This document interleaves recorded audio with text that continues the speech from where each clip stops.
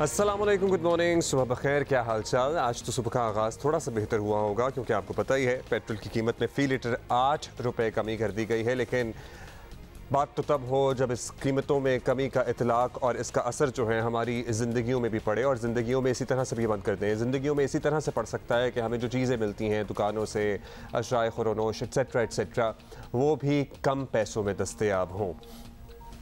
Hello,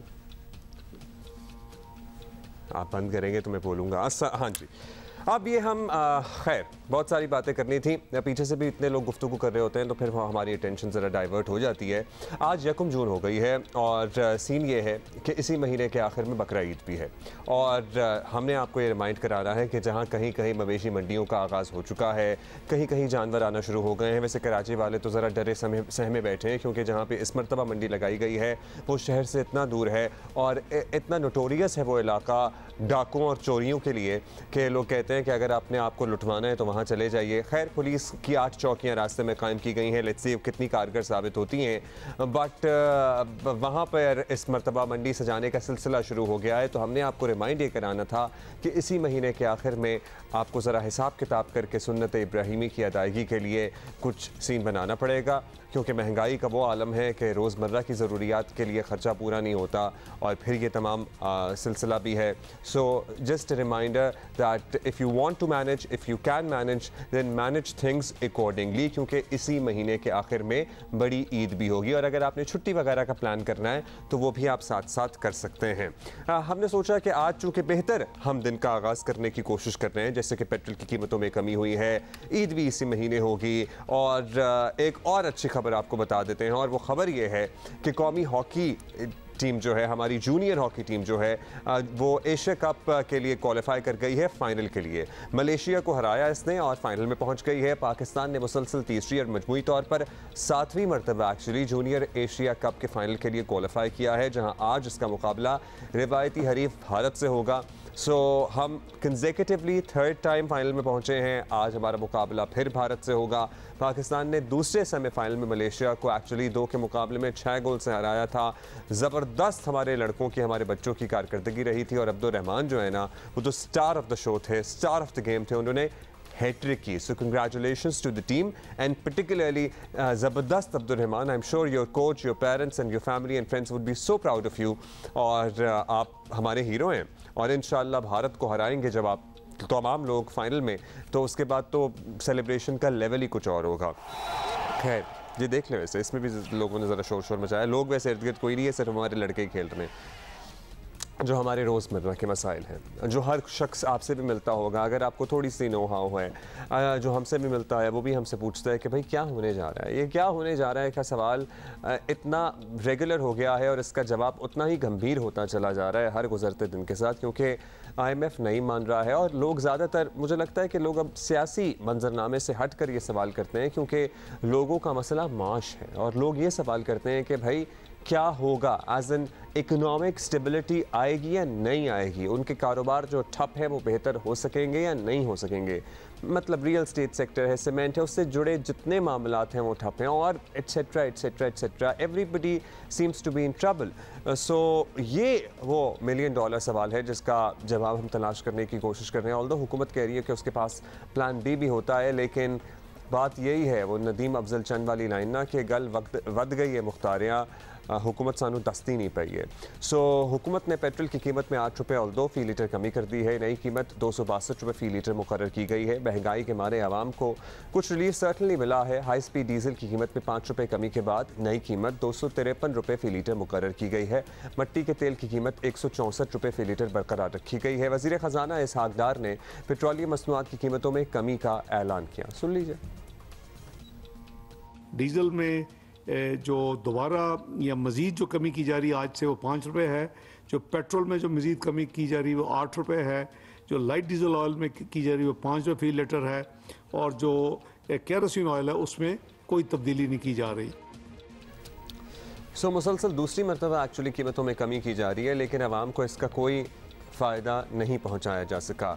transport के आप किराए देख लें, आप इंटरसिटी ट्रांसपोर्ट के किराए देख लें, आप जो इनर सिटी चल रही होती है इंट्रा सिटी देख लें, कोई फ़र्क नहीं पड़ा। ये तो हो गई है पेट्रोल की कीमतों की बात, मुल्क की मौशी सूरत हाल तशवीशनाक हद तक गैर यकीनी भी हो चुकी है और बजट सर पर आ गया है, मगर हुकूमत सर तोड़ कोशिशों के बावजूद IMF से पैकेज लेने में नाकाम है और मौशी आशारिये बता रहे हैं कि आने वाले हालात और मुश्किल होंगे। वजारत ख़जाना की अपनी ही रिपोर्ट के मुताबिक मजमूई कौमी पैदावार की उबूरी शरह 0.29% तक रहने का इम्कान है। नौबत यहाँ तक आ गई है कि IMF हुकूमत को सियासी मामलात में आईन व कानून के मुताबिक आगे बढ़ने और पुरअमन रास्ता तलाश करने के मशवरे दे रहा है। मतलब जंग ज़दा इलाकों में हमने देखा है कि IMF ने इस किस्म के मशवरे कभी नहीं दिए, लेकिन हमें दे रहा है। उधर हुकूमत है कि इसका एतमाद कम नहीं हो रहा है, किसी प्लान B की बात भी हो रही है अभी। मैंने अग्नितम पोर्टर को पॉलिटिकल डोमेस्टिक बातों में इंटरफेयर तो करना नहीं चाहिए। एक दूसरा, मुझे नहीं पता एग्जैक्टली उन्होंने कहा है, क्या कहा है, वो वगैरह में कुछ कहा होगा। ऑफिशियली तो हमें कुछ कम्युनिकेट नहीं हुआ है, तो हमें नहीं पता। हम तो वो देख रहे हैं जो हमें ऑफिशियली कम्युनिकेट हुआ है। उसमें ऐसी कोई बात हमें उन्होंने नहीं कही है, उसमें ऐसी कोई ना लिखने में बातचीत हुई है, ना उनसे जो मीटिंग्स हुई है उसमें कोई इस तरह कहा गया है। सेकेंड प्लान B वगैरह भी लोगों के होते हैं। ऐसा नहीं है कि अब मिनिस्ट्री ऑफ फाइनेंस बिल्कुल आंखें बंद करके बैठे, लेकिन ministry of finance, government of Pakistan, prime minister of Pakistan की टोटल कमिटमेंट है IMF प्रोग्राम से। और IMF के जो MD है उनसे भी हमारी बात हुई है, उसमें वो भी ये कह रही हैं कि वो भी चाहती हैं कि IMF प्रोग्राम कंप्लीट। ये तो सब कुछ इस्लामाबाद में होता रहा है। बाय द वे इस्लामाबाद में इस वक्त तेज़ बारिश का सिलसिला जारी है और शहर में लिटरली मौसम सर्द हो गया है। खैर, coming back to our economic सूरत हाल, हुकूमत की अपनी रिपोर्ट के मुताबिक महंगाई 34 से 36% की हद तक को छू सकती है। इनफैक्ट इसके दरमियान रह सकती है। ख़राब माशी हालात के बावजूद वज़ीर ख़जाना के लहजे जो हैं वो ऐसा लग रहा है कि नरम पड़ने को तैयार नहीं हैं। क्या कह रहे हैं वो सुन लीजिए। डॉक्टर साहब, ये आपकी नाकामी है कि IMF के साथ अभी तक आपके मुज़ाकरात कामयाब नहीं हो पाए। चलो तुम्हें जो फैसला कर रहे हो तो कर रहे यार, नाकामी हो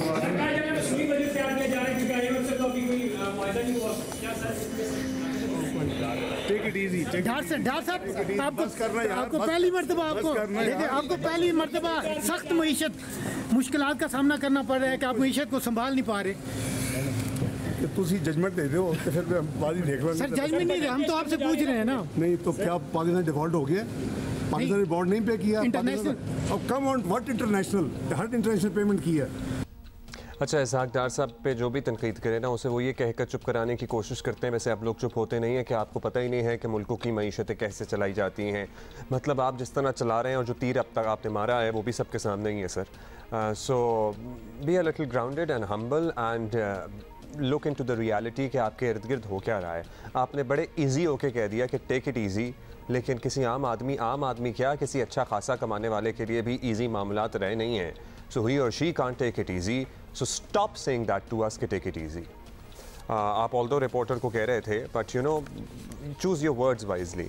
डॉक्टर खाकान नजीब हमारे साथ मौजूद हैं, मुशीर रहे हैं वजारत ख़जाना के, उनसे ज़रा बात करेंगे।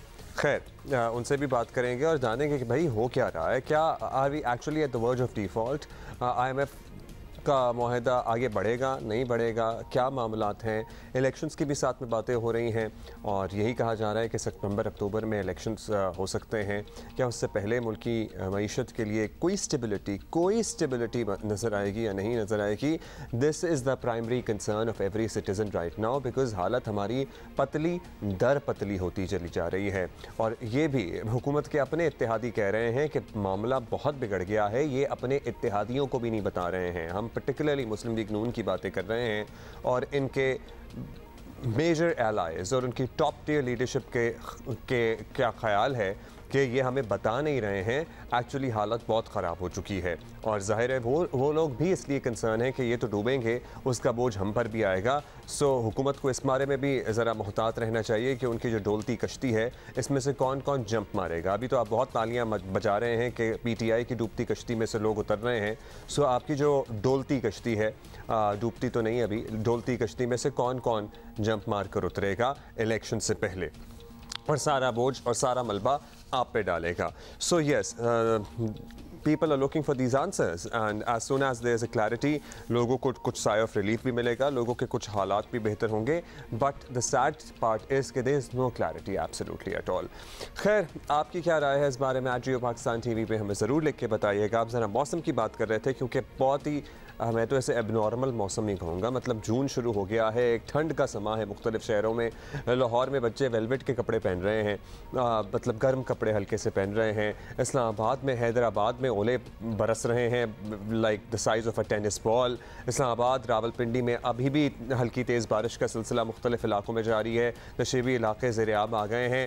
एंड आई वंडर कि फ़सलों पर क्या असरात इसके मुरतब होंगे. पाकिस्तान का शुमार उन 7 मुल्कों में होता है जो सबसे ज़्यादा मौसमियाती तब्दीलियों का निशाना बन रहे हैं. दुनिया की ग्लोबल वार्मिंग का असर हम पे पड़ रहा है सबसे ज़्यादा. उन 7 मुल्कों में से हम एक हैं जिन पे दुनिया की ग्लोबल वार्मिंग का असर सबसे ज़्यादा पड़ेगा.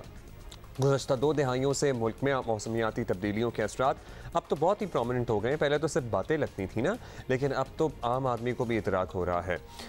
खैर, we'll talk about the climate change and ये मौसम के तगय्युर और तबद्दुल तफसीली बात करेंगे इस पर. लेकिन coming back to the economy, we were trying to get in touch with doctor Khaqan Najeeb. अभी उन्होंने हमें ज्वाइन कर लिया है. बहुत शुक्रिया डॉक्टर साहब. डॉक्टर साहब, टेंशन ये है कि ठीक है जी, हम थोड़े से खुश हो जाते हैं कि पेट्रोल की कीमत में 8 रुपये फ़ी लीटर कमी कर दी गई है, डीज़ल कम हो रहा है, ऑल्दो ना किराए कम होते हैं ना कोई और फ़र्क पड़ता है. चलिए, हम थोड़ी देर के लिए खुश हो जाते हैं. लेकिन ये बता दीजिएगा कि इस कमी के लॉन्ग टर्म पॉलिटिकल गेन या पॉलिटिकल माइलेज जो हुकूमत को मिलेगा वो तो मिलेगा, लॉन्ग टर्म मईशत पर क्या असरात होंगे? क्या ये उसी कमी की तरह साबित नहीं हो जाएगी, ऑल्दो सब्सिडी नहीं है इसमें, जो इमरान खान साहब जाते जाते दे गए थे, कमी कर गए थे और फिर वो हमारे गले पड़ गई थी? अस्सलाम वालेकुम एवरीवन. देखें, इस वक्त जो आ रहा है पेट्रोल का प्राइसिंग पाकिस्तान में, उसमें 2 आंसर बड़े ज़रूरी हैं. एक तो ये है कि इंटरनेशनल प्राइसेस क्या हैं. इंटरनेशनल प्राइसेस कम हुई हैं, उसका फुल पास थ्रू इफेक्ट इसलिए नहीं आ पा रहा कि आपका जो रुपया है वो डॉलर के वर्सेस जो है आपने देखा है कि लगातार कमजोर होता चला जा रहा है. उसकी एक एडजस्टमेंट होती चली जा रही है क्योंकि हम एक डॉलर लिक्विडिटी क्रंच में हैं और उससे बाहर नहीं आ पा रहे बिकॉज हम IMF के प्रोग्राम को नहीं कर पा रहे और सप्लाई ऑफ डॉलर्स बेहतर नहीं हो रही. तो कंसिस्टेंटली एक रुपये पे प्रेशर है और वो प्रेशर आप ये देखिए कि ओपन मार्केट और जो हमारी इंटरबैंक है उसमें इस वक्त 10 से 11% का फर्क है. ये नॉर्मली 1.5 से 2% होता है. अब पेट्रोल का फुल पास थ्रू जो इंटरनेशनल प्राइसेस कम हुई है वो हम नहीं पास कर पा रहे पाकिस्तान में. तो ये जो इस वक्त कमी है ये इतनी ही है. लेट्स सी कि अब रुपया जो है वो कैसे रिएक्ट करता है. आई थिंक इंटरनेशनल मार्केट जो है $70 के करीब है इस वक्त. इससे बहुत ज्यादा आई थिंक चेंज नहीं होगी ऑन द डाउन साइड. हमें तो ये कमी करनी चाहिए थी. Is it the right step to take at this point in time या फिर नहीं करनी चाहिए थी? देखें, अगर ओगरा की आप जाके टोटल वर्किंग देखें तो उसमें एक तो ये है कि हुकूमत ने 50 रुपए जो PDL IMF से प्रॉमिस किया हुआ है उसको तो तब्दील नहीं किया. So that's good enough.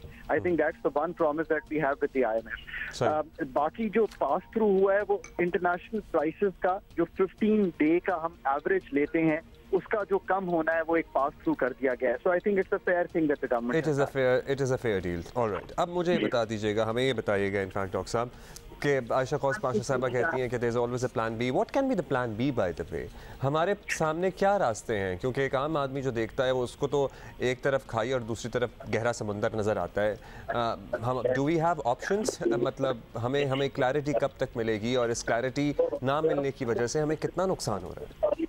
देखें, one should always be clear. There is only one path and that path goes to the IMF. आप अभी कर लें. आप इस So there's no plan B. There should not be plan B. Any plan B. That is a better way that you put it. That there should be no plan B.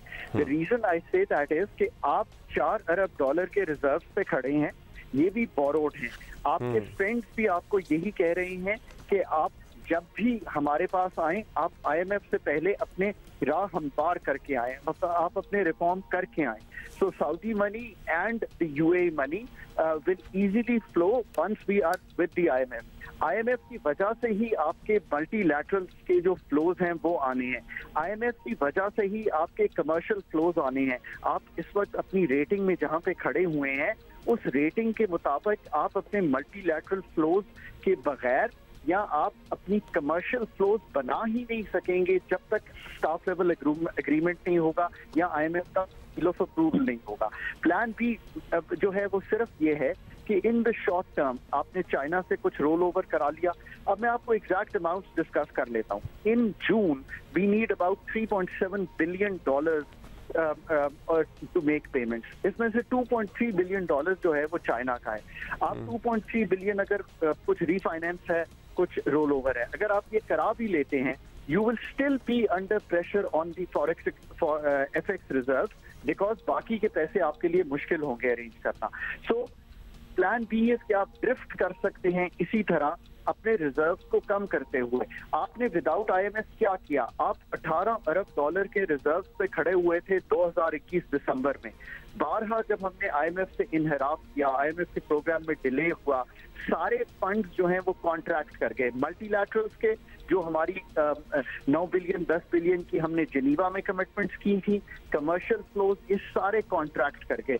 आपका reserve जो है वो $14 अरब से fall कर गया इन दिसंबर 2021 से लेके अब तक। अच्छा डॉक्टर खाकान, IMF से मामलात आपके ख्याल में, एक तो IMF के बयानात पॉलिटिकल स्टेबिलिटी, पूरा अमन, आइन और कानून, ये सारे मतलब जंग ज़दा इलाकों में हमने देखा है कि IMF के प्रोग्राम होते हैं और वो वहाँ पे इस किस्म के बयानात देने से इज्तनाब करते हैं।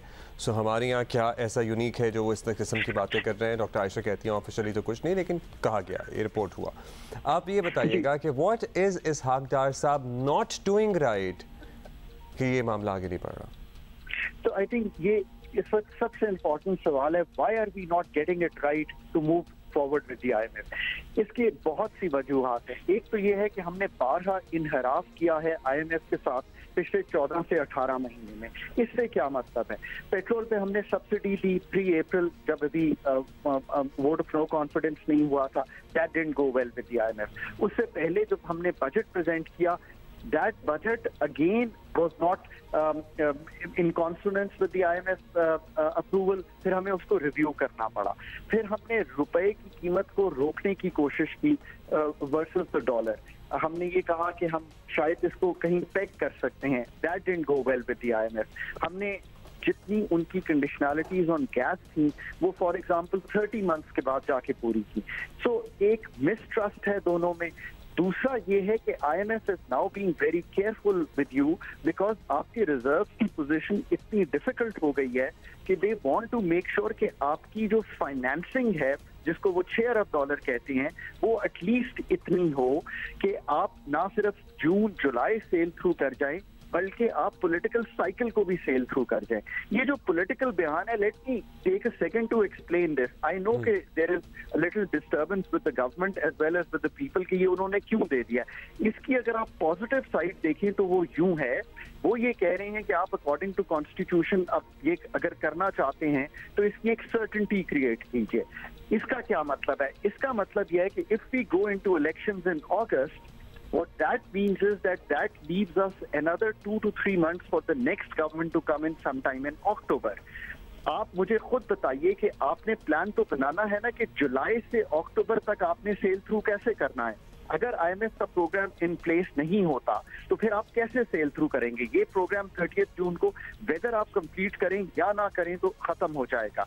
अगर ये प्रोग्राम एक्सटेंड नहीं होता, अगर आपका नया प्रोग्राम के कॉन्टूर, आपको लगता है कि अगर ये तय हो जाए कि मुल्क में इलेक्शन की एक तारीख का ऐलान हो जाए, ये तय हो जाए कि कब ये हुकूमत ख़त्म होगी और इंटरिम गवर्नमेंट टेक ओवर करेगी, so it would help IMF के हाँ कोई क्लियर पाथ आ गया है? लेकिन वो तो बिल्कुल इंटरिम गवर्नमेंट होगी, वो तो क्या डिसीजन कर सकेगी अगली वाली अभी? बिल्कुल। सो आपने जो वर्ड यूज किया ना, मुल्क में इलेक्टोरल साइकिल की जो सर्टेनिटी है, आई थिंक नेथन पोर्टर उसको हिट कर रहे हैं। वो ये कह रहे हैं कि क्या इलेक्टोरल साइकिल की सर्टेनिटी होगी जिसपे हम अगले 3 से 4 या 5 माह की पाकिस्तान की प्लानिंग कर सकें। मैं खुद अगर पॉलिसी मेकर हूं पाकिस्तान में तो मैं ये प्लानिंग कर रहा हूं कि इलेक्टोरल साइकिल को देखते हुए, जैसे आपने सही कहा, इंटरिम गवर्नमेंट की पोजीशन देखते हुए, ये देखते हुए कि इंटरिम गवर्नमेंट जो है लॉन्ग टर्म के मुआहदे नहीं कर सकती। हमारे कॉन्स्टिट्यूशन में लिखा हुआ है कि कोई लॉन्ग टर्म का काम नहीं कर सकती, वो एक लॉन्ग टर्म की डील नहीं साइन कर सकती IMF के साथ। So how are you going to sell the next couple of months? ये एक सवाल है जिसका हमें जवाब तैयार करना है हमें IMF को कन्विंस करना है कि दिस इज आवर प्लान, और ये गवर्नमेंट अगर अच्छा, अब लास्ट डॉक्टर साहब बड़ी तफसील से हमने आपसे बहुत से मामला डिस्कस कर लिए हैं, और ये वो बातें हैं जो आम आदमी हमसे पूछता है और लिटरली आपसे भी पूछता होगा। मतलब आप भी कहीं चले जाते होंगे, हम भी कहीं चले जाते हैं, एक दुकानदार का, एक रेडी वाले का, एक ठेकेदार का, एक जॉब करने वाले का, सिर्फ हमसे ये सवाल होता है, अब्दुल्ला भाई, डॉक्टर साहब ज़रा कुछ बता दें कब ज़रा स्टेबिलिटी आएगी। अब क्या हम ये कह सकते हैं, या अभी we are not safe to say that कि पाकिस्तान पे डिफ़ॉल्ट का ख़तरा स्टिल मंडला तो रहा है, लेकिन हाउ फार आर वी, मतलब हम कितने वर्ज पे हैं डिफ़ॉल्ट होने के? देखें, there are two things important here. एक तो यह है कि अभी हमने अपनी इकोनॉमी को तकरीबन क्लॉक किया हुआ है, अपनी इंपोर्ट्स पे कदम लगाकर, एडमिनिस्ट्रेटिवली उनको रोक कर, और हमने अपनी जो इकोनॉमी है उसको क्लॉक किया हुआ है। पहले तो इसको अनक्लॉक करना है अगर हम डॉलर फाइनेंसिंग ले आते हैं, और जो डिफॉल्ट का खतरा है वो हमेशा रहेगा जब तक के रिजर्व की पोजीशन मेरे ख्याल में एटलीस्ट 2 months ऑफ इंपोर्ट्स के कवर तक नहीं चली जाती। फंड का जो प्रोग्राम है वो अगले 2 से 3 साल का बिल्कुल क्लियरली पाथ पे नहीं आ जाता, इलेक्टोरल साइकिल की सर्टेनिटी नहीं आ जाती। The default risk is still on the higher side in Pakistan. Let's hope कि हम ये सब चीजें जो मैं कह रहा हूँ, हम अगले 4 से 6 महीने में इसकी क्लैरिटी ले आएं, और फिर मैं ये कंफर्टेबली आपसे कह सकूंगा कि now we are out of the woods. चलिए, वो तो सभी उम्मीद कर रहे हैं, लेकिन ये क्लैरिटी आने की कोशिश भी तो होती हुई नज़र आए हमें। आई एम श्योर जो ज़िम्मेदारान हैं वो कोशिश भी कर रहे होंगे, लेकिन उसके असरात मुरतब एज सच नहीं हो रहे हैं। लेकिन अभी जो हालत है और डॉलर रुपी पैरिटी का जो हाल है, 318 320 पे ओपन मार्केट में बात पहुँची हुई है, ये ऊपर मतलब ये यहीं पे तैरता हुआ आपको नज़र आ रहा है? हमारा रुपया और डी वैल्यू होगा या कुछ बेहतरी आएगी इसमें? देखिए, इन द शॉर्ट रन तो इस वक्त जो रुपया पे प्रेशर है वो सप्लाई साइड की वीकनेस का है। ओपन मार्केट जो है वो रिफ्लेक्ट कर रही है द फैक्ट कि बहुत सी चीजें हमने ओपन मार्केट को ट्रांसफर की हुई हैं। सब स्टोर ऑफ वैल्यू बनाना चाह रहे हैं in the open market, so there is a demand. ऊपर से हज की डिमांड आई हुई है। On the supply side weak है, बिकॉज अभी भी पाकिस्तान का जो कोई ऐसी ना FDI है, ना कमर्शियल फंडिंग है, ना ही मल्टीलैटरल फंडिंग है। मेरा ख्याल है कि ये जो गैप है इस वक्त, जो मैंने शुरू में कहा 10 से 11% का है, आप भी सही कह रहे हैं, 285 और 316 318 का गैप, ये अनप्रेसिडेंटेड है इस वक्त पाकिस्तान में। याद रखिए कि ये 1.5 से 2% का गैप होता है ओपन मार्केट में, और जी, क्विकली ज़रा हमें मुख्तसर अगर बता सकें, we are the worst performing currency in the region. मतलब अफगानिस्तान भी हमसे बेहतर हालत में आज, उसकी करेंसी भी जो है वो हमसे बेहतर है। मतलब ये देखकर तो ज़रा हैरानी भी होती है और दुख भी होता है। आप सही कह रहे हैं, रीजन में हम इन्फ्लेशन में भी ठीक नहीं है, हमारी ग्रोथ के फिगर्स भी ठीक नहीं है, हमारी करेंसी की जो डीवैल है वो भी सबसे ज्यादा है। सो ओवरऑल ये जो रिफ्लेक्शन है वो ये है कि पाकिस्तान की इकोनॉमी जो है वो एक सीवियर डिस्ट्रेस में है। इसका शॉर्ट टर्म डिस्ट्रेस का ताल्लुक हमारे डॉलर फ्लो से है, हमारे रिमिटेंसेस से है, हमारे फॉरेन एक्सपोर्ट से है, हमारी इकोनॉमी को बंद करने से है। हमने अपनी इकोनॉमी की पैदावारी सलाहियत पिछले 12-14 माह में बंद कर दी है। शॉर्ट रन में इंपोर्ट को बंद करना ठीक था, बट उसको 12 से 14 माह कैरी ओवर करना नहीं ठीक था। हमें उसको अनक्लॉग कर देना चाहिए था। अब जब आपने अनक्लॉग नहीं किया तो पैदावारी सलाहियत और खराब हो गई, रिजर्व पे प्रेशर बढ़ता चला गया। आप और हम लोगों ने भी डॉक्टर साहब कसम खाई है ना कि हम मंगवाएंगे ही, हम बनाएंगे नहीं। हम बहैसियत कौम भी तो हमने ये कसम खाई हुई है। तो अब्दुल्ला, ये तो आपने अब वो बात की है कि जो भी अब आने वाली हुकूमत है उसको कलीदी फैसले ये करने पड़ेंगे कि क्या पाकिस्तान की जो पैदावारी सलाहियत है एग्रीकल्चर की उसको कमजोर ही चलाना है, क्या हमने गाड़ियां और मोबाइल असेंबल करके पाकिस्तान में ही बेचने हैं, हमने कंपेटिटिव बनना है कि नहीं बनना। अगर हम इस वक्त हमारे जो इंडस्ट्रियल पॉलिसी है ना, it is geared to selling locally, हमारी consumption on the higher side. Doctor साहब, बड़ी लंबी बात हो गई है, that is all the time we have. आपको पता है मैं तो आपसे मतलब घंटों बात कर सकता हूँ किसी से भी इनफैक्ट। सो अब कब मौसम अच्छा हो और फिर आप गाड़ी में ये गाना सुन रहे हो ना तो और भी मज़ा आता है। और मौसम अच्छा है ही एक्चुअली पूरे मुल्क में, लेकिन क्या हमें इस पर खुश होना चाहिए? क्या ये क्लाइमेट चेंज जो है, जो अब हमें नज़र आना शुरू हो गया है, हमारी फसलों, हमारी इकॉनमी, इसको किस तरह से मुतासर कर सकता है, ये सारी हम बात करेंगे। हमारे साथ मौजूद हैं माहिर मौसमियात जवाद मेमन साहब। बहुत शुक्रिया जवाद साहब। सबसे पहले तो हम बात कर लेते हैं हैदराबाद की, क्योंकि मौसम में कभी कभी होता है ना, हैदराबाद का जिक्र भी आए, इतने बड़े ओले पड़े कि मतलब they were the size of a tennis ball, लोगों का इतना नुकसान हुआ, बच्चे ज़ख्मी हो गए। ये फिनोमेना कितना अनयूजुअल है? ये अचानक से ही शुरू हो जाते हैं इतने बड़े साइज़ के ओले पड़ना, या कोई प्रेडिक्ट किया जा सकता है इस बारे में? जी देखें, इन दिनों जो है वो एक ताकतवर मगरबी हवाओं का सिस्टम पाकिस्तान में मौजूद है। इनफैक्ट मई का पूरा महीना ही हमने देखा कि काफ़ी हद तक गैर मामूली रहा, काफ़ी गैर मामूली बारिशें रहीं और टेम्परेचर्स भी है जो है वो ओवरऑल पाकिस्तान मामूल से बिलो नॉर्मल, मामूल से कम ही रहे। हैदराबाद के हवाले से बात की जाए तो यही ताकतवर मगरबी हवाओं का सिस्टम इस वक्त सिंध के इलाकों में मौजूद है और इसे जो है वो बहरे अरब से काफ़ी ज़्यादा जो है वो मॉइस्चर की सपोर्ट मिल रही है। यही वजह है कि ये जब सिस्टम जो है हैदराबाद की तरफ मूव कर रहा है तो उसके ज़रिए असर काफ़ी ताकतवर थंडर सेल्स बने। साथ ही साथ बहरा अरब की तरफ से बहुत ज़्यादा मॉइस्चर इस वक्त मौजूद था इन इलाकों में, तो एक सुपर सेल टाइप सिचुएशन थी, एक काफ़ी पावरफुल थंडर स्टॉर्म था जिसके ज़रिए असर अब जो है वो हमने इस तरीके की रिकॉर्ड ब्रेकिंग और इतने बड़े साइज़ के जो है वो ओले देखे, खुसूसी तौर पर हैदराबाद में, कोटरी में और इसके आसपास के जितने भी एरियाज़ हैं यहाँ पर जो है ये काफ़ी तबाहकुन ज़ालाबारी जो है वो देखने में आती है। अच्छा जवाद साहब, ये बता दीजिए, आपने इसके वजह तो बता दी, क्या हमें इस मरतबा अनप्रेसिडेंटेड है मौसम, ठंड की सी सूरत हाल है, जून शुरू हो गया है, अभी तक पंखे बंद हैं लाहौर, गिरदोनवा में, इस्लामाबाद, रावलपिंडी में भी सर्द हवाएं चल रही हैं, बारिशें हो रही हैं। हर साल क्या यही साइकिल होगा? मतलब बारिशें हमारी पहले हो जाया करेंगी, फिर मानसून बाद में आया करेगा? बिकॉज़ हमारी फसलें भी आपको पता ही है रवायती अंदाज में इन बारिशों के लिए तैयार तो नहीं होती जो इस मरतबा हो रही हैं। सो क्या अब हमें तैयार रहना चाहिए इस किस्म के साइकिल के लिए मौसम के?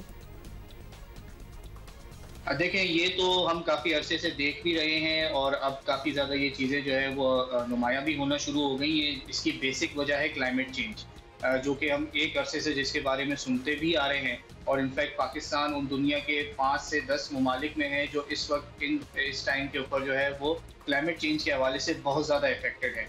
पिछले 2 से 3 साल से हम देख रहे हैं कि मानसून में रिकॉर्ड ब्रेकिंग बारिशें हो रही हैं, तारीखी सैलाब आया हमारे पास पिछले साल और आने वाले वक्तों में ये हर सीज़न जो है वो मामूल से ज़्यादा डिफरेंट होता चला जा रहा है। इसका टाइम पीरियड में फ़र्क आता चला जा रहा है और उसकी शिद्दत में भी जो है वो फ़र्क आता चला जा रहा है। गर्मियाँ तो पड़ती हैं तो वो काफ़ी शिद्दत से पड़ती हैं, सर्दियों का जो टाइम है हमारे यहाँ वो काफ़ी हद तक सुकड़ गया है, लेकिन ये जो लिमिटेड टाइम के लिए आती हैं इसमें भी हमारे यहाँ रिकॉर्ड ब्रेकिंग जो है वो टेम्परेचर्स ड्रॉप हो जाते हैं। बारिशें हमने देखी कि पिछले 2 से 3 साल से लगातार इसी तरीके से चल रही हैं और अब जिस तरह आपने बात की कि मई के जो महीना है वो काफ़ी ज़्यादा हमारे यहाँ गर्म और खुश्क रहता है, लेकिन इन दिनों भी मई के महीने में पाकिस्तान के अक्सर इलाकों में, सिर्फ कराची समेत साहिली इलाकों को छोड़कर पाकिस्तान के अक्सर इलाकों में टेम्परेचर्स मामूल से काफ़ी हद तक कम हैं, बारिशें जो हैं वो इंतहाई गैर मामूली हैं और इन दिनों अगर हम बात करें तो इस्लामाबाद, रावलपिंडी और इसके आसपास के जो इलाके हैं यहाँ पे लिटरली जो है वो 20 से 21 डिग्री 22 डिग्री टेम्परेचर चल रहा है, यानी कि मई के महीने में जनवरी फरवरी जैसा महीना जो है वो हम ठंडा महीना देख रहे हैं। एक्चुअली बड़ी सरप्राइजिंग ये सूरत हाल है। जवाद साहब, लास्टली मतलब हम इनफरादी तौर पर क्या ही कर सकते हैं इसको रोकने के लिए, लेकिन हम कोई एफर्ट डाल सकते हैं कि ये जो क्लाइमेट चेंज जिसके अब असरात इतनी ज़्यादा हमें देखने और सामना करने को मिल रहे हैं, इसमें कुछ अपनी कंट्रीब्यूशन क्या हो सकती है हमारी? देखिए, इतने बड़े स्केल पे आम इस तरीके से बचना जो है वो फ़िलहाल पॉसिबल नहीं है, क्योंकि ये जो माहौलियाती तब्दीलियाँ आई हैं इन्हें कई 100 साल लगे हैं, सैकड़ों साल लगे हैं इस स्टेज पर आने के लिए। अगर आज हम एमरजेंसी बेसिस पे इसके प्रिवेंशन शुरू करते हैं तो भी हमें कई साल चाहिए, कई सदी 20 से 25 साल 40 साल चाहिए इसके थोड़े बहुत इफेक्ट आने के लिए कि ये रिवर्स होना शुरू हो जाए। आम आदमी अपने तौर पर ये कर सकता है कि सबसे पहले तो देखें, दरख्तों की हमारे यहाँ बहुत ज़्यादा अहमियत है, स्पेशली हमारे मुल्क में जहाँ पर डिफॉरेस्टेशन का जो सिलसिला है वो काफ़ी हद तक चल रहा है। तो जो दरख्त आपके पास ऑलरेडी मौजूद है सबसे पहले तो उनकी केयर करें, उन्हें बचाएं। साथ ही साथ जब आपको मौका मिल रहा है तो नए दरख्त भी जो है वो प्लांट करना शुरू करें, ताकि जो अनयूजुअल टेम्परेचर्स हमारे खित्ते में, हमारे मुल्क में, हमारे एरियाज़ में हम देख रहे हैं, उनके ऊपर जो है वो कंट्रोल होना शुरू हो। ये भी एक काफ़ी लंबा प्रोसेस है, लेकिन शुरू करेंगे तो ही हमें इसके आगे जाके रिजल्ट्स मिलना शुरू होंगे। साथ ही साथ जो पानी है, पीने का जो पानी है, साफ़ पानी है, इसकी जो है वो हमें बहुत ज़्यादा केयर करनी है, क्योंकि जिस तरह हर आने वाला जो सीज़न है वो एक्सट्रीम होता चला जा रहा है। खुदा ना खास्ता कल को हमारे मुल्क में कोई ड्राउट आता है, कोई सूखे का मौसम आता है, तो आज अगर हम इस चीज़ के ऊपर काम शुरू करेंगे कि हमें पानी बचाना है, छोटे मोटे डैम्स बना के, इन दिनों गैर मामूली बारिशें हो रही हैं, तो काफ़ी अच्छा मौका है कि इस पानी को स्टोर करके आने वाले बुरे वक्त के लिए या ज़रूरत के वक्त के लिए जो है वो बचाया जा सके। तो ये छोटे छोटे स्टेप्स हैं जो आम आदमी और लोकलाइज बेस के ऊपर जो है वो करके जो है वो इस तरीके से आगे आने वाले सालों में अपने लिए, अपनी नस्लों के लिए जो है वो इन माहौलियाती जो चेंजेस आ रही है उसको काफ़ी हद तक प्रिवेंट कर सकते हैं। बहुत शुक्रिया आपका जवाब। मेमन हमारे साथ मौजूद थे, माहिर मौसमियात। मतलब हम इसमें से सिर्फ यही कर सकते हैं कि हम अपने हिस्से के दरख्त लगाएं, हम अपने बच्चों के हिस्से के दरख्त लगाएं। हमारे वालिदैन हयात हैं तो हम उनके हिस्से के दरख्त लगाएं। अगर हमारे वालिदैन हयात नहीं है तो हम सदका जारिया समझ के उनके हिस्से और उनके नाम के भी दरख्त लगाएं, ताकि उस दरख्त से जितने लोगों को फ़ायदा हो, जितने लोग उस दरख्त की छाँव में बैठें, गाड़ी खड़ी करें, थोड़ा सा आराम करें, उसका सवाब भी मिलता रहे और हमारा माहौल और मौसम भी बेहतर होता रहे। सो ये सारी सूरत हाल तो हमने डिस्कस कर ली, लेकिन एट द सेम टाइम हमें अभी अभी मौसूल हुए हैं थोड़ी देर पहले लेटेस्ट विजुअल्स फ्रॉम इस्लामाबाद और रावलपिंडी, जहाँ पर बादल जम कर बरस रहे हैं। मतलब मूसलाधार वाला सीन जो है ना वो हो गया है।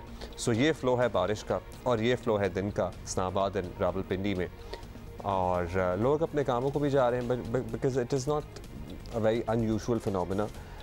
इंफ्रास्ट्रक्चर अगर सही है तो ज़िंदगी भी आपकी रमा दमाई रहती है, लेकिन फिर भी रावलपिंडी के नशेबी इलाकों में पानी भरना शुरू होने की इत्तलात मौसूल होना शुरू हो गई थी एक्चुअली। और मैं कल I was just roaming around Karachi का एक पॉश इलाका तसव्वुर किया जाता है नहीं, DHA डिफेंस। सो वहाँ पे शायद ही अब कोई सड़क बची हो जो ना खुदी हुई हो, और वो अपेरेंटली वाटर ड्रेनेज सिस्टम बना रहे हैं, लेकिन पता नहीं वो कब मुकम्मल होगा। मतलब जो मौसम हमारे इर्द गिर्द चल रहा है, 24 घंटे इस ड्रेनेज सिस्टम पे काम हो तो शायद ये सिस्टम मुकम्मल हो बारिशों से पहले। और खुदा न खास्ता मैं सोच रहा था कि अगर बारिश हो गई तो वो इतने बड़े बड़े गड्ढे हैं कि मतलब दर्जनों लोग उसमें डूब जाएं, गाड़ियां गिर जाएं, डूब जाएं, किसी को कुछ पता नहीं लगेगा। सो ये बहुत डेंजरस सीन हो सकता है। सो हम यही अर्ज करेंगे अथॉरिटीज़ को कि ठीक है आप दिन में काम कर रहे होते हैं, लेकिन आई गेस आपको नाइट शिफ्ट भी लगानी पड़ेगी, तभी ये मामला जाके सही होगा। बिकॉज आप देख ही लें मुल्क में कितनी बारिशें हो रही हैं, पता लगता है कराची में कल बारिश शुरू हो जाए, क्या करेंगे आप लोग। आपको बताया था हमने कि ICC के बड़े बड़े जो हैं वो आए हुए थे, और पाकिस्तान क्रिकेट बोर्ड की मैनेजिंग कमेटी के सरबराह नजम सेठी साहब से मुलाकातें भी हुई थी।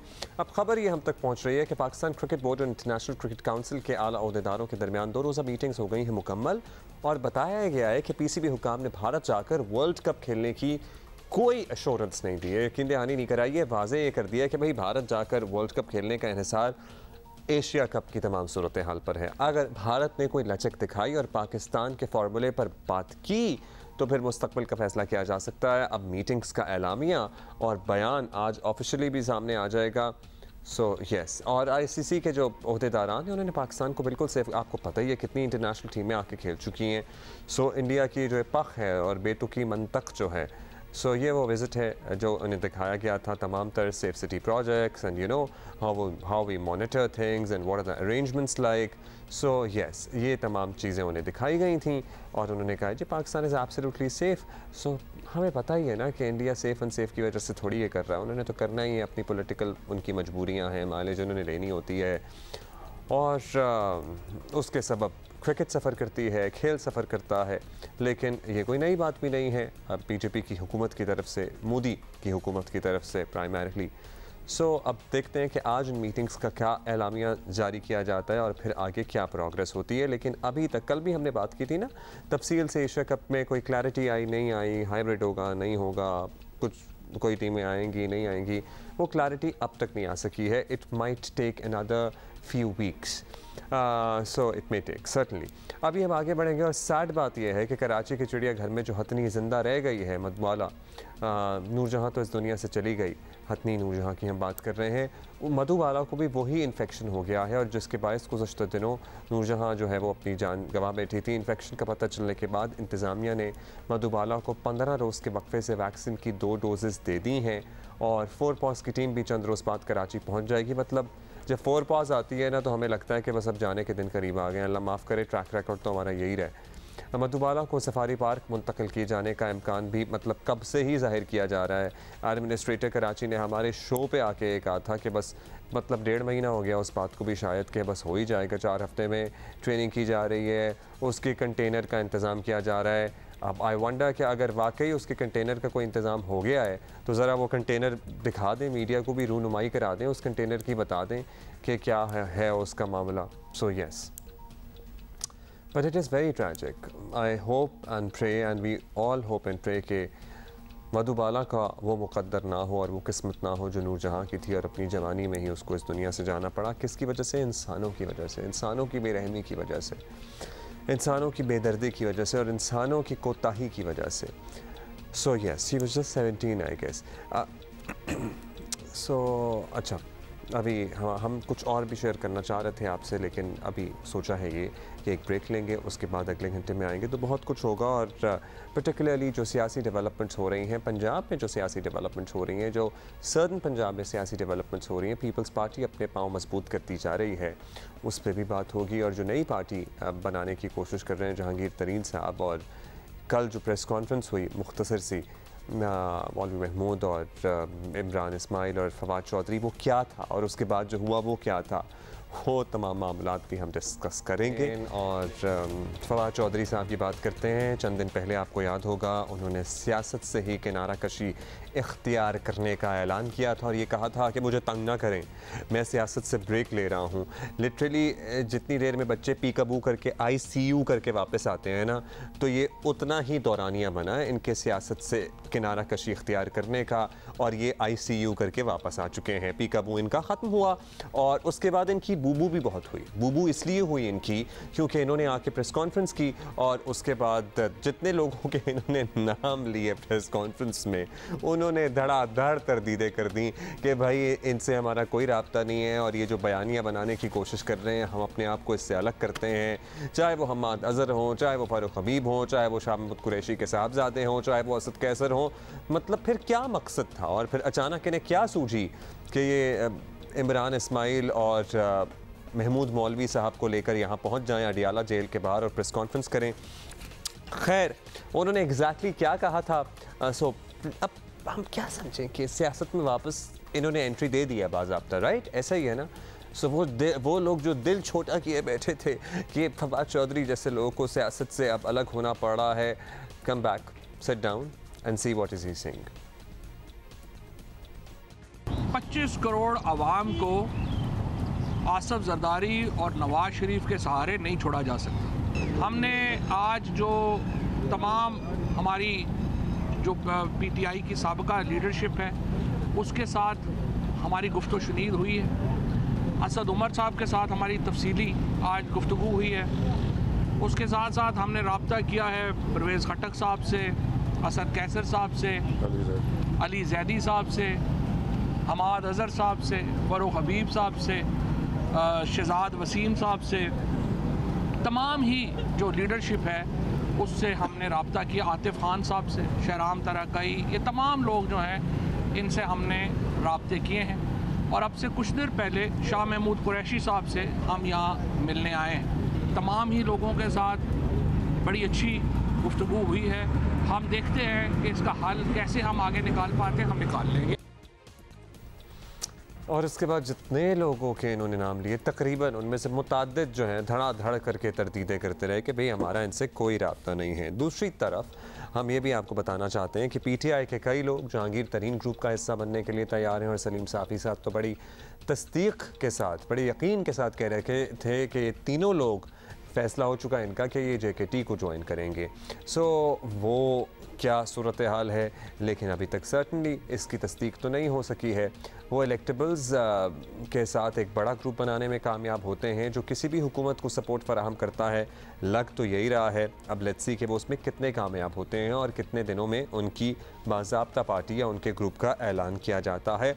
आने वाले दिनों में सियासी मंजरनामे में सर्टनली बड़ी दिलचस्प चीज़ें होने वाली हैं और सीनियर सहाफ़ी तज्ज़ियाकार रादा पॉलिटिकल साइंटिस्ट सोहेल वड़ाइच साहब हमारे साथ मौजूद हैं, उन्हें ज़रा दावत देते हैं, उनसे बात करते हैं। बहुत शुक्रिया वड़ाइच साहब। वड़ाइच साहब, सबसे पहले तो बात कर लेते हैं हम चौधरी फवाद की।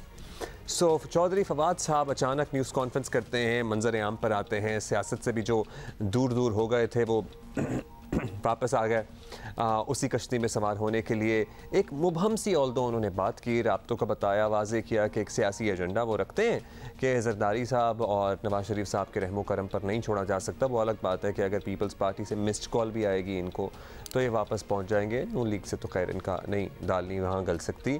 लेकिन ऑल्दो वड़ाइच साहब, अब इस नए सियासी ग्रुप को हम क्या समझें? ये किस एजेंडे में काम कर रहा है, किस रोल, क्या रोल होगा इनका आने वाले दिनों में? देखिए, मेरा ख्याल है कि पीटीआई के अंदर एक प्रॉब्लम था कि पीटीआई जो है वो जो जिस बुनियादों पर बनी थी, जिस नज़रिए पर बनी थी, वो नज़रिया था नून लीग और पीपल्स पार्टी की मुखालफत और फ़ौज की हमायत। तो मेरा ख्याल है कि फवाद ने पीटीआई तो छोड़ दी, लेकिन वो फ़ौज की हमायत, लेकिन पीडीएम की जो मुखालफत है इस एजेंडे पे काम कर रहे हैं कि एक तरफ वो चाहते हैं कि फ़ौज से अच्छे रिलेशनशिप हो, पीटीआई वाले रिलेशनशिप ना हो, और दूसरी तरफ वो चाहते हैं कि वो वोट बैंक जो पीडीएम के ख़िलाफ़ है उसको केटर करें। मुझे उनकी सियासत में ये नज़र आ रहा है। अच्छा वड़ाइच साहब, ये तो आपने ब्रीफली बताया कि क्या हो सकता है। फवाद चौधरी साहब की भी आपको पता ही है ना, एक हफ़्ते पहले उन्होंने ब्रेक लेने का ऐलान किया था। उनकी खैर कौन सी बात माने कौन सी ना माने, जो कुछ हो रहा है आपको सियासी मंजरनामा 2018 से मुख्तलिफ नज़र आ रहा है? कितना मुख्तलिफ नज़र आ रहा है? क्या 2013 जैसी पोजीशन पे जा रहे हैं या बिल्कुल ही एक अलग सिनेरियो बनेगा इस मरतबा?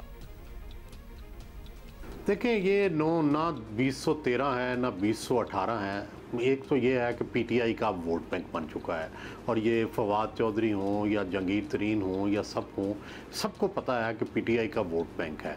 तो ज़ाहिर है सब चाहते हैं कि वो वोट बैंक मिले, लेकिन फवाद चौधरी या जो दूसरे लीडर ज़ाहिर है पीटीआई को छोड़ गए हैं, तो ये चाहते हैं कि वोट तो पीटीआई का मिल जाए।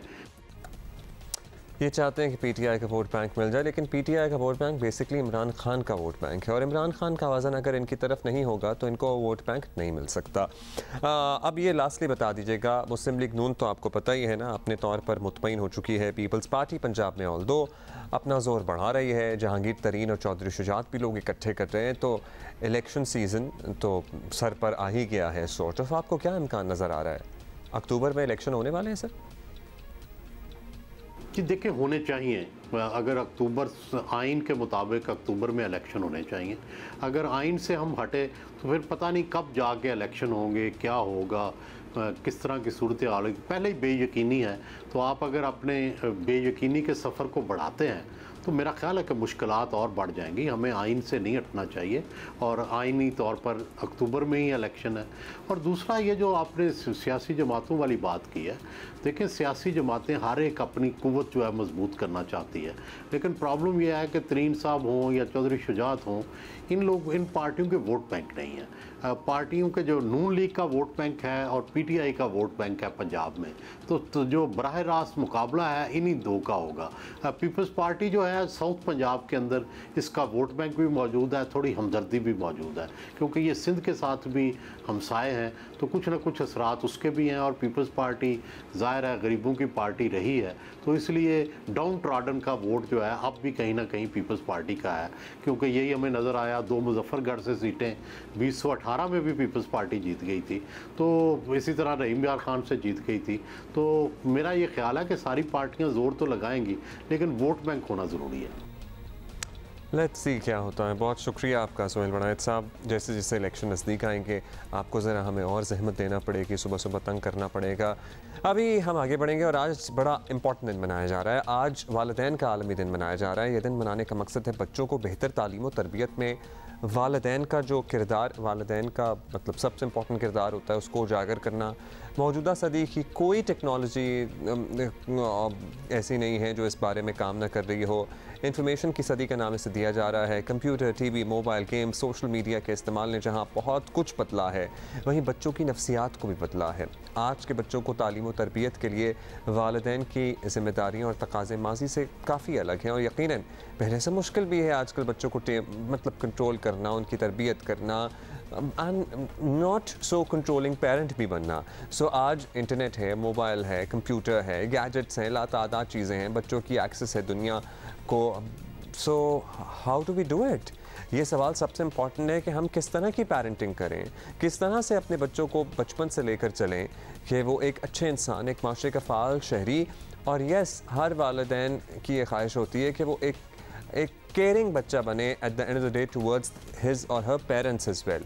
ये सारा कुछ कैसे अचीव किया जा सकता है, इस पे ज़रा हम बात करते हैं। एक तो दुआ हम करते ही हैं, लेकिन थोड़ा सा काम करने की भी ज़रूरत है। चाइल्ड साइकोलॉजिस्ट हैं आयशा सनोबर, हमें ज्वाइन कर रही हैं। अस्सलाम वालेकुम Ayesha, thank you for being with us. Ayesha, दिन तो बड़ा इंपॉर्टेंट है, ज़रा बताइएगा सबसे पहले तो इसी पे बात कर लेते हैं कि हाउ डिफरेंट और rather how difficult is it today to take care of a child, to nourish and nurture a child than it was a few years ago? Okay, I think अभी जो times और changing हमारे paradigms चल रहे हैं, this is very very very hard for parents. कुछ अर्सा पहले तक बहुत ज़्यादा इंटरनेट पे हमने देखा था इंटरनेट वो पेरेंट बैशिंग हो रही थी, where whatever is going wrong, parent की गलती है। But I think it's important to step back and understand कि parents के लिए बहुत ज़्यादा मुश्किल है आजकल के कल्चर को साथ लेके जाना। अब देखिए भला आप किसी भी टाइम, किसी भी एरा की पेरेंटिंग की बात करते हैं ना, तो उसमें कुछ 2-3 गोल्स होते हैं हर पेरेंटिंग के। आप बच्चे को किस तरीके से हेल्दी और सेफ और डेवलपमेंट और एनवायरनमेंट देते हैं, आप उनमें अपने कैसे कल्चरल जो एडेप्टिव वैल्यूज हैं वो कैसे ट्रांसमिट करते हैं, अब बच्चे को इंडिपेंडेंट कैसे बनाते हैं। इंडिपेंडेंस से मराद ये कि एक अच्छा सिटीजन, एक अच्छा इंसान जो ना सिर्फ अपने लिए दूसरों के लिए एक इंडिपेंडेंट आप एडल्ट उसको कैसे बनाते हैं, ये सब आपकी पेरेंटिंग बचपन से ही शुरू हो जाती है। तो ये अगर हम इन 3 बेसिक गोल्स पे भी फोकस करें ना, तो शायद थोड़ी सी हमारे लिए आसानी हो जाए। क्योंकि हमारा जो कॉन्टेक्स्ट है ना, that is changing a lot. पहले तो जैसे इंडस्ट्रियल रेवोल्यूशन था और फिर डेकेड्स के बाद एक टेक्नोलॉजिकल रेवोल्यूशन आया। नाउअडेज हर 5 साल के बाद कोई नया ट्रेंड आ रहा है, कोई नई चीज आ रही है। So it's very hard to keep up. Parents अच्छे इंटेंशन से चीज़ें करना चाह रहे होते हैं पर उनको नहीं पता। अच्छा तो डॉक्टर आयशा, एक सवाल जो सबसे ज़्यादा किया जाता है, ठीक है होंगे दुनिया में ऐसे वालिदैन हमारे इर्द गिर्द जिन्होंने अपने बच्चों को गैजेट से बिल्कुल दूर रखा हुआ होगा, लेकिन रियलिस्टिकली मुझे लगता है ये पॉसिबल नहीं है, क्योंकि वालिदैन के पास भी गैजेट है, दादा दादी के पास भी गैजेट है, सबके पास गैजेट है। अब बच्चा यूट्यूब भी देखता है और मुझे लगता, मेरा पर्सनल ये पॉइंट ऑफ व्यू है कि अगर आप यूट्यूब पे कंस्ट्रक्टिव चीज़ें बच्चे को दिखाएं, अच्छी चीज़ें दिखाएं, तो उसकी लर्निंग एबिलिटी उसकी सर्टनली बेहतर होती है। मेरे 2 बच्चे, एक ने देखा एक ने नहीं देखा, एंड आई कैन सी कि जो देखता था वो चीज़ें जल्दी पिक कर गया था और दूसरी वाली जो है वो उस तरह से नहीं रिस्पॉन्ड कर दी चीज़ों को। सो मुझे बताइए, क्या ये टीवी दिखाना या यूट्यूब दिखाना बहुत ही बुरा है कि नहीं इसको तो नहीं करना चाहिए, या अब हमें इस मिथ से भी बाहर निकलना पड़ेगा प्लीज़ कि यही दुनिया है, हमें इसको मैनेज करना है, हमें इसको? Yes, absolutely I agree। और मैं तो काफ़ी टाइम से इसी चीज़ को भी कह रही हूँ कि स्क्रीन से दोस्ती कर लें प्लीज़। हम जब भी बात करते हैं सेफ्टी की, बच्चों को हम सेफ रखना चाहते हैं, तो घर में हम जो है वो लॉक्स भी रखते हैं और सारे सेफ्टी मेजर्स कर रहे होते हैं। बट अभी जैसे जहाँ हमारी दुनिया जा रही है, वर्चुअल वर्ल्ड में बच्चे ज़्यादा रहेंगे। वर्चुअल वर्ल्ड में क्या हम उनको वो सेफ्टी प्रोवाइड कर सकते हैं, इसके बारे में हम सोच ही नहीं रहे हैं। वहाँ ये तो मैं बहुत आगे की बात कर रही हूँ, but coming back to basics कि हमें डर लगता है कि शायद कल्चर को जो है वो क्लैश कर देगा या कुछ बच्चे ऐसा जो है कर लेंगे। इसमें एक और भी चीज़ है अपना कि आपके कल्चर की कलेक्टिविस्ट अगर आइडियोलॉजी है वर्सेस इंडिविजुअलिस्ट, तो फिर screen media any information even in old times TV radio वो थ्रेटन करता है आपकी बेसिक वैल्यूज को, कल्चरल वैल्यूज को। तो I think we shouldn't be operating from place of fear. अगर ये हम थोड़ा सा कंफर्टेबल होके और सिर्फ परफेक्ट पेरेंट बनना अगर हम जो है उसकी रट छोड़ दें, तो I think that would be very helpful. जितना हो सके पिक योर बैटल्स और अपने एक्स्ट्रा बर्डन जो है उसको हटा दें। Screen in short is like let's be friends with screen. ये कहीं नहीं जाने वाली, मतलब ठीक है, बच्चा स्ट्रेट 8 घंटे देख रहा है तो वो आपके बच्चे की सेहत पे भी, जहनी सेहत पे भी, जिस्मानी सेहत पे भी नुकसान देगा। लेकिन अगर वो दिन में 1 घंटे का स्क्रीन टाइम कर रहा है और शाम में 1 घंटे का स्क्रीन टाइम कर रहा है, तो व्हाट आप बताइए, मैं अपनी राय नहीं देना चाहता इस बारे में। तो इसमें अब मैं अपनी क्लिनिक्स में यूजुअली एक कैलकुलेटर दे रही होती हूँ, अमेरिकन एकेडमी ऑफ पीडियाट्रिशियंस ने क्रिएट किया है, जो कि पूरी फैमिली की डिजिटल डाइट को कैलकुलेट करता है। और वो कभी भी सिर्फ एक बच्चे की नहीं होती, वो फैमिली की होती है। और उसमें it's a very fun thing and I suggest कि वो आप एज अ फैमिली करें कि फादर जो है उसकी क्या एज है, क्या काम है, क्या रिस्पॉन्सिबिलिटीज हैं, मदर की क्या एज है, क्या काम है, दूसरे सिबलिंग्स की क्या है, और फिर उसकी बेसिस पे वो आपको कैलकुलेट करके आपको बताता है कि आप इतना, जैसे होता है ना कि इतना मीठा आप खा सकते हैं। सो इट टेल्स यू कि आप इतना मीडिया या स्क्रीन टाइम दे सकते हैं बच्चों को। सो अगर मैं सो आई थिंक अब मुझे ज़रा टिप्स दीजिए, कोई 2-3 चीज़ें जो पेरेंट्स टू बी हैं who are expecting a child in a few months, in a few days, क्या चीज़ें हैं? क्योंकि इस मौके पे तो दुनिया भर की एडवाइसेस आपको मिल रही होती हैं, सो आपको ओवरवेल्म भी नहीं होना चाहिए एडवाइसेस से। सो क्या हैं जो यंग पेरेंट्स हैं या नॉट सो यंग पेरेंट्स हैं, वो पता नहीं बहुत देर ना हो चुकी हो, क्या मद्देनज़र रखना चाहिए हमें इन 3 डिफरेंट स्टेजेस ऑफ पेरेंटिंग में? ओके सो इसमें सबसे पहले मैं कहूँगी कि बच्चे को आप एक इंडिविजुअल देखें। आप लॉट ऑफ टाइम्स होता है ये बोला कि यू स्टार्ट थिंकिंग अपने बचपन के बारे में या अपने जो पास्ट में जो चीज़ें नहीं कर सके या कर सके, सो उसको हम इम्पोज कर रहे होते हैं अपने पेरेंटिंग में और बच्चों को बड़ा करने में। सो आई थिंक इसको आपको एक्टिवली ख़त्म करना होगा कि हम बच्चे को पाल रहे हैं, हम अपने बचपन को नहीं पाल रहे हैं। एक तो ये चीज़। दूसरा ये कि हमें उन बच्चों को प्रिपेयर करना है आगे के लिए, नॉट लाइक जिस दुनिया से हम आए हैं या जिस एरा से हम आए हैं, तो हमें थोड़ा सा जो है वो लॉन्ग टर्म सोचना होगा एज पेरेंट्स। बाकी जो मैंने थोड़ी देर पहले कहा कि आइडियल पेरेंट, आइडियल चाइल्ड कुछ नहीं होता, इट्स अ मिथ। आपसे गलतियां होंगी, आपसे चीजें जो हैं ऊपर नीचे होंगी, it's okay, relax, so enjoy, और इसको एज अ प्रोसेस लें, एज अ टास्क ना लें। True, that is very rightly said. बहुत शुक्रिया आपका।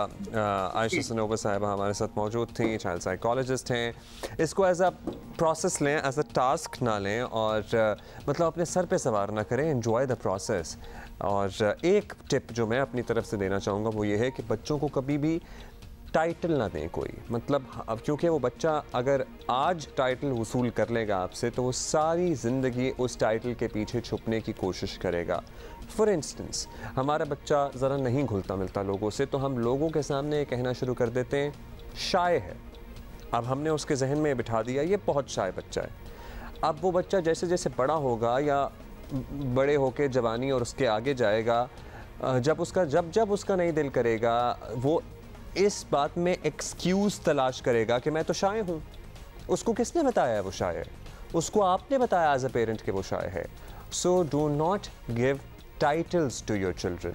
अगर कोई देना है तो अच्छा दें, और उसमें भी इतना ना दे दें अच्छा कि वो अपने आप को कोई तुरम खानी समझना शुरू कर दे। So just do not avoid giving titles to your children. अभी हम आपको ज़बरदस्त कुछ स्पोर्ट्स पर्सनालिटीज़ से मिलवाएंगे, और हाल ही नेशनल गेम्स में कल हमने आपको की एक चैम्पियन से मुलाकात कराई थी ना, आज भी 2 लड़कियां हैं, ट्विंस हैं और पाकिस्तान का नाम रोशन कर रही हैं, उनसे मुलाकात कराएंगे आपको। पाकिस्तान में टैलेंट की कमी नहीं है, बस हमारी बच्चियों को ग्रूमिंग की ज़रूरत है। इंटरनेशनल सतह पर मुल्क का नाम रोशन करने के लिए सब में वो इंग्रेडिएंट्स मौजूद हैं जो होने चाहिए। और एक स्पोर्ट है मिक्स मार्शल आर्ट्स, जुड़वा बहनें हैं मलीहा और मनीषा अली, हुंजा से इनका ताल्लुक़ है और दोनों बहनें वुशु फाइटर हैं और कुछ और ताइक्वांडो भी खेलती हैं। दोनों ने वुशु में तो गोल्ड मेडल हासिल किए हैं और ताइक्वांडो में इन्होंने एक्चुअली कौन से मेडल हासिल किए हैं ये हम इन दोनों से जान लेते हैं। सो मैंने ज़रा लिख के रखा हुआ है कि कौन कहाँ बैठा हुआ है। अब दिखाइए cut to them on the screen और so that I can introduce them. मेरे सीधे हाथ पर मौजूद हैं मनीषा और मेरे उल्टे हाथ पे मौजूद है मलीहा। सो मैं गड़बड़ तो नहीं कर रहा, सो आप अपना राइट लेफ़्ट चेक कर लीजिएगा, ठीक है। मेरा ज़रा राइट लेफ़्ट यहाँ पे स्क्रीन एंड वो इन्वर्ट हो जाता है सारा। अस्सलाम वालेकुम मनीषा एंड मलीहा, कैसी हैं आप दोनों? तो हम किससे बात का आगाज़ करें? आप दोनों में से कोई भी इस बात का जवाब दे सकता है। भाई एक जैसी शक्लें होने का मतलब ये तो नहीं है कि शौक़ भी एक जैसे हों और फील्ड भी एक जैसी चुनी जाए। सो ये किसी से इंस्पायर्ड हैं आप लोग या दोनों को खुद ही बचपन से शौक़ था? Who would start? अस्सलाम वालेकुम, थैंक्स फॉर हैविंग अस। जी मनीषा, हम दोनों का शौक बिल्कुल पहले से सेम था। वी बोथ आर डेयरिंग, पहले से हम दोनों डेयरिंग थे। तो हम लोगों ने स्पोर्ट्स को चुनने का मकसद ही यही था कि हमने कुछ अलग करना था। कैसे पता लगा कि आप लोग डेयरिंग है? बचपन में जो बच्चा तंग करता था, मतलब आप उसको सबक सिखा के आते थे या और कुछ आपने किया ऐसा जिससे आपको पता लगा कि हम दोनों बहुत डेयरिंग है? जैसे कि आपको पता है कि हम लोग एक हार्श इलाके से हैं, हुंजा, जहाँ पर माउंटेन्स, यहाँ पर काम करना नॉर्मल है सबके लिए, मतलब हेवी वेट्स उठाना नॉर्मल है। तो तभी से हमें पता चला, और जब क्लास में लड़ाई होती थी तो हम लोग फ्रंट लाइन पे होते थे, तो तभी से हमें पता चला कि हमारे अंदर है कोई फाइटिंग की एबिलिटी। तो वहाँ से हमने स्टार्टअप लिया। सो आपने कब से शुरू किया सीखना मलीहा, आप बताइए? मतलब ये तो फिगर आउट कर लिया बचपन में कि भाई हम में दम है, हम मुकाबला करने के लिए पैदा हुई हैं, लेकिन बाकायदा ट्रेनिंग, बाकायदा उस टैलेंट को किसी आरे लगाना, ऐसे कहते हैं ना पंजाबी में, वैसे किसी डायरेक्शन में लेकर जाना, कोई रास्ता दिखाना, वो कब शुरू हुआ? 2015 से हमने अपनी जर्नी स्टार्ट की थी। फिर जाके 2016 में हमने अपना फ़र्स्ट नेशनल खेला था इस्लामाबाद में। तब हम टोटली न्यू थे, वो हमारा फ़र्स्ट एक्सपीरियंस था। लेकिन अल्हम्दुलिल्लाह तब हमने आर्मी को बीट किया था और 3rd पोजीशन लाया था उस इवेंट में, जो हमारा फ़र्स्ट एवर था।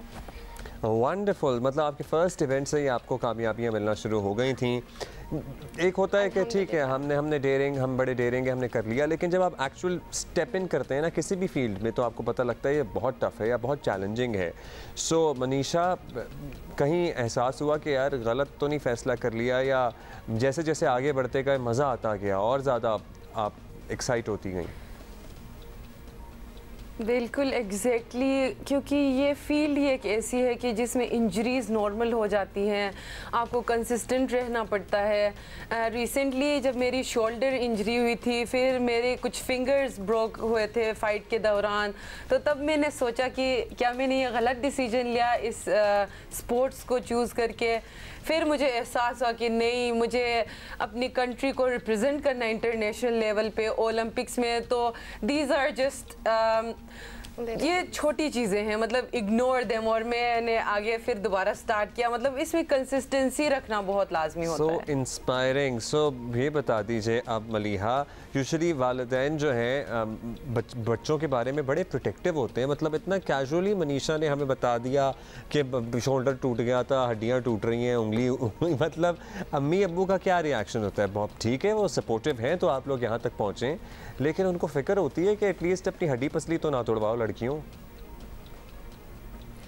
एग्जैक्टली ऐसा ही है। सबसे पहले अल्हम्दुलिल्लाह हमारे अब्बू और हमारी अम्मी हमारी बेस्ट फ्रेंड्स हैं। सबसे पहले तो वो हमारे बेस्ट सपोर्टर्स भी हैं और उनको होता है कि बच्चों को लग जाती है। इवन जब हम लोग ट्रेनिंग के लिए जिम जाते थे तो मुक्का खा के कहीं हमारा आंख ब्लैक हो जाता था तो हम छुप के खाना खाते थे, क्योंकि अब्बू या अम्मी कहती थी कल से नहीं जाओगे तुम लोग जिम। तो हो जाती है, it's a part of journey, तो it will take blood and sweat, after that you will get there. So इंशाल्लाह इंजरीज के बाद। How many siblings are you guys? Are you just two twin sisters और आपके भाई भी हैं या आपकी और बहनें हैं? We are 4 siblings, 3 sisters and 1 brother. तो भाई छोटा है अभी? सबसे बड़े हैं वो। सबसे बड़े हैं, तो वो भी क्या सबसे छोटे हैं? स्पोर्ट्स से रिलेटेड हैं? उनकी कितनी सपोर्ट होती है सारे जर्नी में आपको? नहीं, वो स्पोर्ट्स, वो बिजनेसमैन हैं तो, लेकिन वो हमारे बेस्ट सपोर्टर हैं। उन्हें स्पोर्ट्स पसंद था, लेकिन घर में सबसे बड़े होने की वजह से वो अपनी ड्रीम्स को हमें सपोर्ट करके फुलफिल कर रहे हैं अभी।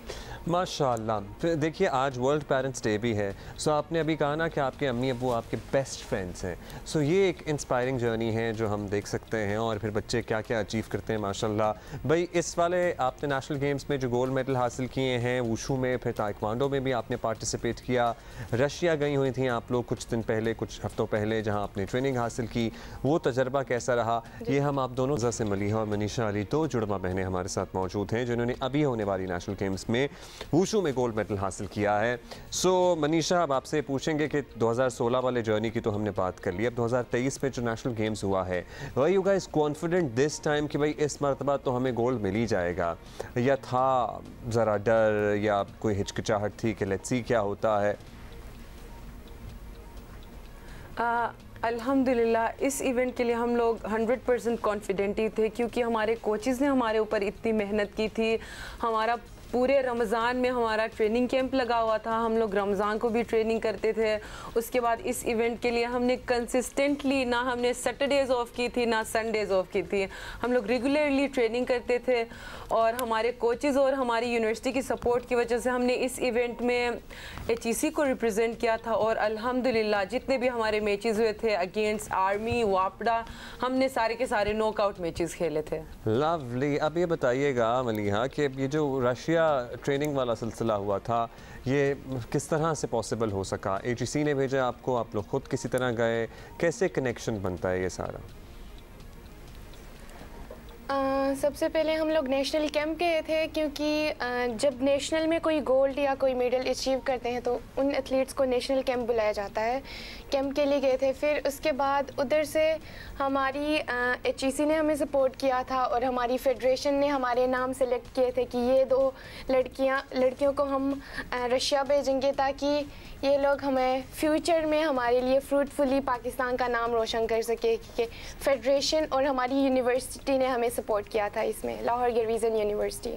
वंडरफुल। तो आगे क्या, मतलब ओलंपियन बनना ही हर एथलीट का ख्वाब होता है, तो आप दोनों का भी अल्टीमेट गोल क्या है? ऑब्वियसली हर कोई प्लेयर एक ही गोल को सामने रख कर जाता है कि अपने कंट्री का फ्लैग राइज करना है ओलंपिक्स में। और जैसे कि हमारे पाकिस्तान का भी ड्रीम है कि ओलंपिक्स में हमारी कंट्री की कोई भी मेडल आ जाए, लेकिन इंशाल्लाह वन डे हम लोग अपनी कंट्री की फ्लैग को राइज करेंगे ओलंपिक्स में और अपने कंट्री का नाम रोशन करेंगे। आपकी जो डिटर्मिनेशन है ना, मुझे वो दिन दूर नहीं नज़र आ रहा। सो है कोई पैरिस ओलंपिक्स में कोई मौका बन सकता है या उसके लिए लंबा प्रोसेस है, अभी बाद में देखा जाएगा?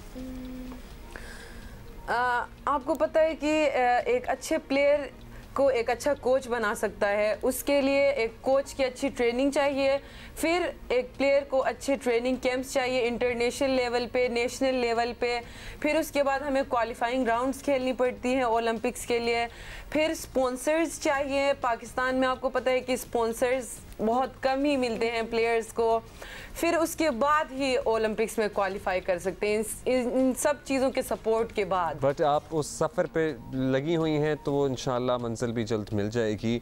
अब ये बता दें, आप दोनों की वेट कैटेगरीज डिफरेंट हैं, सो एक 65 में खेलती हैं, एक 70 में, सो ये जान के चेंज किया हुआ है या इसके पीछे क्या थॉट है? जी ज़्यादा हमारे वेट कैटेगरी में ज़्यादा डिफरेंस नहीं है। नॉर्मली हम दोनों सेम वेट की ही हैं, लेकिन हम लोग कैटेगरीज चेंज करते हैं क्योंकि आपस में फाइट आ जाए तो कहेंगे कि दो ट्विन्स आपस में लड़ रही है। नेशनल लेवल पे इट्स नॉर्मल, हम नहीं खेलते हैं, लेकिन अगर इंटरनेशनल लेवल पे कोई ऐसा चांस आ जाए कि वहाँ से मेरी ट्विन और यहाँ से मैं जाऊँ तो हम लोग खेल लेंगे। अच्छा, नेशनल लेवल नहीं खेलते, इंटरनेशनल लेवल पे आप वो चांस मिस नहीं करेंगे। सो ये वेट को मेंटेन करने के लिए या मतलब ये मुकाबलों से पहले डाइट वगैरह कितना ख्याल करना पड़ता है, और घर मतलब ये किसकी जिम्मेदारी होती है? घर में अम्मी की जिम्मेदारी होती है आप लोगों के खाने का ख्याल करना? अभी तो हम लोग हॉस्टलाइज हैं तो फिर खुद ही सारी जिम्मेदारी उठाना पड़ती होगी ना? हाँ जी जी, तो ऑलमोस्ट हम लोग कार्ब्स अवॉइड करते हैं और ज़्यादा से ज़्यादा हम लोग प्रोटीन लेते हैं। तो प्रोटीन की वजह से ये होता है कि बॉडी वेट बढ़ता नहीं है और हमें डिफरेंट काइंड ऑफ एक्सरसाइजेस करनी होती हैं अपनी फ़िटनेस के लिए, क्योंकि मार्शल आर्ट्स में ये होता है कि वेट कैटेगरीज़ के लिहाज से हमने गेम करनी होती है। अगर इसमें थोड़ा वेट ऊपर नीचे हो जाएगा तो हम डिस्क्वालीफाई हो जाएंगे, तो इसीलिए वेट के लिए हमें पूरा साल मेहनत करना होता है। अच्छा मनीषा, एक चीज़ मैंने आपसे पूछनी है, because the whole country and international people are also watching you। ये जो पट्टी है ना जहाँ से आपका ताल्लुक़ है, ये हसीन नज़ारे तो हैं ही, मगर यहाँ के लोग भी बड़े प्रोग्रेसिव हैं, तालीम याफ्ता भी हैं, और यहाँ की लड़कियाँ बहुत ज़िंदगी में आगे जाती हैं, पर्टिकुलरली स्पोर्ट्स में बड़ा नाम रोशन करती हैं। सो क्या मुख्तलिफ है आपकी अपब्रिंगिंग में या आपके माहौल में, जो अब आप लाहौर में रह रही हैं, जो आपको यहाँ नहीं नज़र आता जब आप छोटी बच्चियों से मिलती हैं, जिसकी वजह से हुंजा के बच्चे बच्चियाँ माशाल्लाह स्पोर्ट्स और पर्टिकुलरली बच्चियाँ वो बड़ी कॉन्फिडेंट होती हैं, आगे जाती हैं? What is the difference? ये ग्रूमिंग ओनली पॉसिबल होता है हुंजा में, स्पेशली उनकी पेरेंट्स की सपोर्ट की वजह से, क्योंकि एक बच्चे को ही हमारे वहाँ पर इक्वलिटी दी जाती है। एक ही घर में एक लड़का हो या लड़की हो, सेम हमें इक्वली मतलब ट्रीट किया जाता है। तो वहाँ से हमारी कॉन्फिडेंस बिल्ड होना स्टार्ट हो जाता है कि हमने अपने भाई की तरह बनना है, या फिर एक हमारे घर में कंपटीशन होता है लड़कियों और लड़कियों में कि इसने आगे जाना है तो मैंने भी आगे जाना है। तो एक ये है कि फैमिली सपोर्ट बहुत करती है हुंजा में, और दूसरी चीज़ ये है कि हमारी सोसाइटी बहुत सपोर्ट करती है। एट द फर्स्ट आपको पता है कि कोई न्यू चीज़ करे तो सब लोग क्रिटिसाइज़ करते हैं, मतलब ऐसी चीज़ें हो जाती हैं, लेकिन विद द टाइम अगर कोई बंदा एक आउटपुट देता है तो फिर हमारी सोसाइटी बहुत अच्छी तरह सपोर्ट करती है। इवन जब हमने रिसेंटली अपना इवेंट खेला उसके बाद हमें बहुत ज़्यादा कॉल्स आई कांग्रेट्स करने के लिए, हमारे घर गए हैं लोग कांग्रेट्स देने के लिए। तो सोसाइटी और फैमिली बहुत मैटर करती है। हमारी तरफ से भी सोसाइटी और फैमिली सर्टनली बहुत मैटर करती है। मुबारक हो मलिहा, मुबारक हो मनीषा अली, एंड इसी तरह आप खेलती रहें, पाकिस्तान का नाम रोशन करते रहें। That is it for today, we are gonna see you tomorrow. Have a great day.